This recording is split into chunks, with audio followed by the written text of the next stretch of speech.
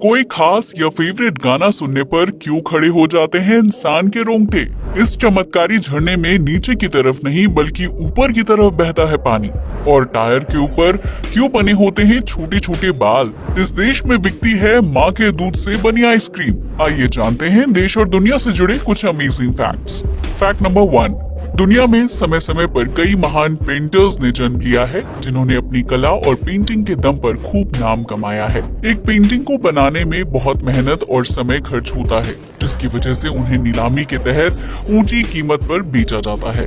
लेकिन क्या आप जानते हैं कि दुनिया के ज्यादातर अमीर लोग पेंटिंग ही क्यों खरीदते हैं, जबकि उनके पास कई दूसरे ऑप्शंस भी होते हैं। महंगी पेंटिंग खरीदने के दो मेन रीजंस होते हैं। पहला ये कि खरीदार को कला की असल कीमत पता होती है और वो पेंटर को उसकी मेहनत का फल देने के मकसद से महंगी पेंटिंग खरीदता है। वहीं कई अमीर लोग टैक्स बचाने के लिए महंगी पेंटिंग खरीदते हैं, क्योंकि पेंटिंग की खरीद या बेच पर टैक्स नहीं लगता है। आमतौर पर अमीर लोग पेंटिंग खरीदने के बाद उसे ऐसी जगह पर लगा देते हैं जहां ज्यादा से ज्यादा लोगों की नजर उसके ऊपर पड़ती है, और उसे खरीदने के लिए लोग ऊंची बोली लगाते हैं। इस तरह पेंटिंग को फेमस बनाकर बेचा जाता है और फिर उस रकम को किसी एनजीओ को दान कर दिया जाता है, क्योंकि एनजीओ को दान किए जाने वाले पैसों पर सरकार की तरफ से टैक्स नहीं लगाया जाता है। अमीर व्यक्ति उस एनजीओ की आड़ में पेंटिंग की ब्लैक मनी को व्हाइट मनी में बदल लेता है। हालांकि पेंटिंग खरीदने वाला हर व्यक्ति उसे बेचकर मुनाफा कमाने के बारे में नहीं सोचता है।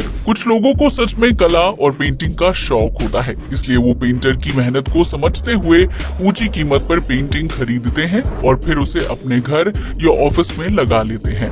माना जाता है कि पेंटिंग अमीर परिवारों से ताल्लुक रखने वाले लोगों का स्टेटस दिखाती है, जिसकी वजह से कई लोग जानबूझकर महंगी पेंटिंग खरीदना और उसे अपने घर पर लगाना पसंद करते हैं।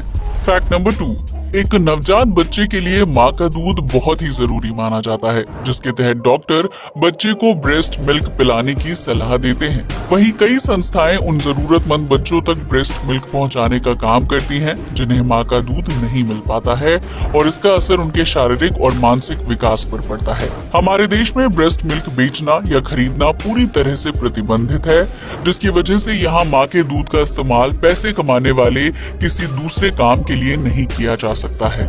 लेकिन लंदन समेत कई विदेशी शहरों में ब्रेस्ट मिल्क से बने विभिन्न प्रोडक्ट्स को बेचने की खबर सामने आती है, जिसमें आइसक्रीम का नाम भी शामिल है। साल 2011 में लंदन के एक आइसक्रीम पार्लर ने ये दावा किया था कि उनके यहाँ ब्रेस्ट मिल्क से बनी स्पेशल आइसक्रीम मिलती है, जो दूसरे डेयरी प्रोडक्ट से बनी आइसक्रीम से ज्यादा पौष्टिक और स्वादिष्ट है।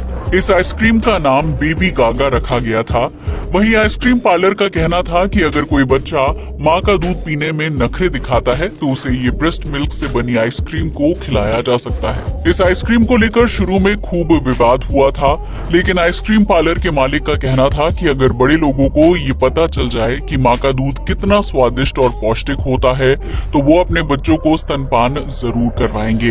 खासतौर से नई माताएं अपने बच्चे को स्तनपान करवाने से डरती हैं, क्योंकि उन्हें लगता है कि उससे उनका फिगर खराब हो जाएगा। अगर वो महिलाएं ब्रेस्ट मिल्क से बनी आइसक्रीम खाएंगी तो उन्हें एहसास होगा कि माँ का दूध न सिर्फ स्वादिष्ट होता है बल्कि उसमें पोषक तत्वों की मात्रा भी काफी ज्यादा होती है। लंदन के लोग बेबी गागा आइसक्रीम खाकर ब्रेस्ट मिल्क की अहमियत को समझ रहे हैं, जबकि ये आइसक्रीम छोटे बच्चों के बीच भी काफी ज्यादा पॉपुलर है। फैक्ट नंबर 3, जब कोई इंसान अचानक से डर जाता है या फिर अपना फेवरेट गाना सुन लेता है तो उसकी बॉडी में रोंगटे खड़े हो जाते हैं। मेडिकल भाषा में रोंगटे खड़े होने की प्रक्रिया को पाइलोएरेक्शन या हॉरिपिलेशन कहा जाता है, जबकि अंग्रेजी में इसे गूज़बम्प्स कहा जाता है। इस दौरान त्वचा पर छोटे छोटे उभार आ जाते हैं, जिसकी वजह से बॉडी पर बाल सीधे खड़े हो जाते हैं। दरअसल शरीर में रोंगटे खड़े होने के लिए एड्रेनालिन नाम का स्ट्रेस हार्मोन जिम्मेदार होता है, जो डर लगने की स्थिति में रिलीज होता है और पूरी बॉडी में फैल जाता है। इस वजह से त्वचा के नीचे मांसपेशियां सिकुड़ जाती हैं और ऊपरी त्वचा पर उभार आ जाता है, जिसे रोंगटे खड़े होना कहते हैं। वहीं जब कोई इंसान अपना मनपसंद म्यूजिक या गाना सुनता है तो उस स्थिति में मस्तिष्क में सुकून और शांति भरे भावनात्मक हार्मोन रिलीज होते हैं। इंसान खुद को उस गाने से भावनात्मक रूप से जोड़ लेता है, जिसकी वजह से त्वचा में रोंगटे खड़े हो जाते हैं और ये रोंगटे अच्छे साबित होते हैं। इसी तरह तरह ठंड लगने की स्थिति में भी त्वचा पर रोंगटे खड़े हो जाते हैं, क्योंकि उस दौरान हमारा शरीर रक्षा की स्थिति में आ जाता है और त्वचा को ज्यादा ठंड से बचाने के लिए रोंगटे खड़े हो जाते हैं। अगर इंसान के शरीर में बड़े बाल होते तो रोंगटे खड़े होने पर बालों का आकार बड़ा हो जाता है और इस वजह से बॉडी को सर्दी या ठंडे तापमान से बचने में मदद मिलती है। हालांकि क्रमिक विकास की वजह से हमारी बॉडी पर बालों का साइज छोटा हो गया है, जिसकी वजह से रोंगटे खड़े होने पर त्वचा में उभार और छोटे छोटे बाल सीधे खड़े दिखाई देते हैं। फैक्ट नंबर 4, भारत समेत दुनिया भर में कई खूबसूरत और अविश्वसनीय झरने हैं जिनके ठंडे बहते पानी में नहाने का अलग ही मजा होता है। लेकिन क्या आप जानते हैं कि हमारे देश में एक ऐसा झरना भी है जिसका पानी नीचे के बजाय ऊपर की तरफ बहता है? जी हाँ, आपने बिल्कुल सही सुना। इस झरने का नाम नाने घाट वाटरफॉल है, जो महाराष्ट्र के जुन्नार में है। इस झरने का पानी नीचे के बजाय ऊपर की तरफ बहता है, जिसकी वजह से इसे रिवर्स वाटरफॉल के नाम से भी जाना जाता है। दरअसल नाने घाट वाटरफॉल का पानी बहुत ऊंचाई से गिरता है, जहाँ हर वक्त तेज हवाएं चलती हैं। जब पानी नीचे की तरफ जाता है तो तेज हवाएं उसे ऊपर की तरफ उछाल देती हैं और झरने को देखने पर ऐसा लगता है कि पानी ऊपर की तरफ बह रहा है। यहाँ तक कि अगर इस झरने में कोई झाड़ी या फिर पेड़ की टहनी को नीचे की तरफ फेंका जाता है तो तेज हवा और पानी के साथ नीचे फेंकी हुई चीज भी ऊपर की तरफ आ जाती है।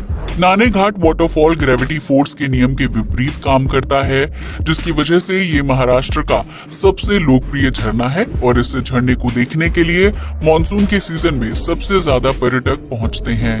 फैक्ट नंबर 5, हमारे देश में प्राचीन काल से ही धार्मिक जगहों और ईश्वर के प्रति आस्था का भाव देखा जाता है, जिससे जुड़ी महाभारत और रामायण काल की कहानियां बेहद लोकप्रिय हैं। भारत की कई जगहों पर धार्मिक युग से संबंधित जगह और वस्तुएं देखने को मिलती हैं, जो आज भी पूजनीय हैं। लेकिन क्या आप जानते हैं कि पृथ्वी पर एक ऐसा तालाब भी है जो रावण के पेशाब से निर्मित हुआ था? ये तालाब झारखंड में बैजनाथ धाम के पास है, जिसका श्रद्धालु या आम लोग इस्तेमाल नहीं करते हैं। दरअसल बैजनाथ धाम में रावण ने ही शिवलिंग स्थापित किया था, जिसे भगवान शिव के सबसे प्राचीन मंदिरों में से एक माना जाता है। इस मंदिर के पास 2 तालाब हैं, जिनमें से एक तालाब को रावण के मूत्र से निर्मित माना जाता है। धार्मिक कथाओं के मुताबिक ये माना जाता है कि एक बार रावण भगवान शिव को अपने साथ लंका ले जाना चाहता था, जिसकी वजह से भगवान शिवलिंग रूप में उसके साथ जाने के लिए तैयार हो गए थे। लेकिन भगवान शिव ने रावण के सामने शर्त रखी कि उसे लंका पहुंचने तक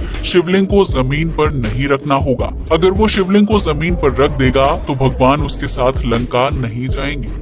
रावण ने भगवान शिव की शर्त मान ली और शिवलिंग उठाकर लंका की तरफ चल पड़ा। लेकिन भगवान विष्णु समेत दूसरे देवी देवता नहीं चाहते थे कि भगवान शिव लंका जाएं। इस दौरान रावण को रास्ते में लघु शंका का एहसास हुआ, लेकिन भगवान को दिए वचन की वजह से उसने शिवलिंग जमीन पर नहीं रखा और आगे बढ़ता रहा। विष्णु भगवान ने बाल रूप लिया और रावण के सामने आकर खड़े हो गए, जिसके बाद रावण ने उस बालक को शिवलिंग पकड़ा दिया और उसे जमीन पर ना रखने की बात कहकर पेशाब करने चला गया। लेकिन जब तक रावण वापस लौटा तब तक बालक रूप विष्णु भगवान शिवलिंग को जमीन पर रख चुके थे और इस तरह भगवान शिव रावण के साथ लंका नहीं गए। वहीं दूसरी तरफ जिस जगह पर रावण ने पेशाब किया था वहाँ एक तालाब निर्मित हो गया था।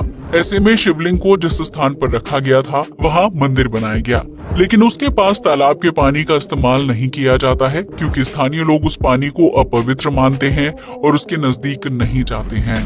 फैक्ट नंबर 6, किसी कार या बाइक के टायर सुरक्षा के लिहाज से बहुत ही अहम माने जाते हैं, इसलिए उनकी मेकिंग का खास ख्याल रखा जाता है। आपने टायर के ऊपर उभरे हुए रोए या यूं कहें कि खड़े बाल जरूर देखे होंगे, जो टायर का हिस्सा होते हैं और उन्हें रबर हेयर के नाम से भी जाना जाता है। ये रबर हेयर नए टायर में देखने को मिलते हैं, जो कुछ समय बाद घिसकर खत्म हो जाते हैं। दरअसल जब किसी टायर को बनाया जाता है तो परफेक्ट बैलेंसिंग के लिए रबर को इंजेक्ट किया जाता है। इस प्रक्रिया के दौरान टायर के बाहरी सतह पर हेयर आ जाते हैं, जो टायर की लाइफ और क्वालिटी को बढ़ाने का काम करते हैं। लेकिन जब गाड़ी को सड़क पर चलाया जाता है तो ये रबर हेयर घिसने लगते हैं, जिसकी वजह से उनकी उम्र पूरी हो जाती है और फिर वो पूरी तरह से गायब हो जाते हैं। रबर हेयर की वजह से टायर की लाइफ बढ़ती है, क्योंकि इसकी वजह से टायर पर प्रेशर कम पड़ता है और गाड़ी को ज्यादा अच्छे और बैलेंस ढंग से चलाया जा सकता है। आज के लिए बस इतना ही। जय हिंद दोस्तों।